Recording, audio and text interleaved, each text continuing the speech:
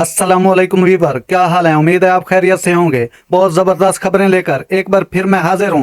बाबर आजम किस तरह का कप्तान है, middle order batter Iftikhar Ahmed ने खुलकर बता दिया। कौमी टीम के जारिह मिजाज middle order batter Iftikhar Ahmed का कहना है कि बाबर आजम जितना बड़ा खिलाड़ी है उतना ही दलेर कप्तान भी है। एक इंटरव्यू में इफ्तिखार अहमद ने बाबर आजम के साथ खेलते हुए दूसरे खिलाड़ियों को मिलने वाले फायदे से मुतल्लिक पूछा गया। मिडल ऑर्डर बैटर का कहना था, बाबर आजम जितना बड़ा खिलाड़ी है उतना ही बड़ा कप्तान भी है। वो खुद जिस तरह दलेरी के साथ खेलता है उसी तरह खिलाड़ियों को भी दलेरी से खेलने की तलकीन भी करता है।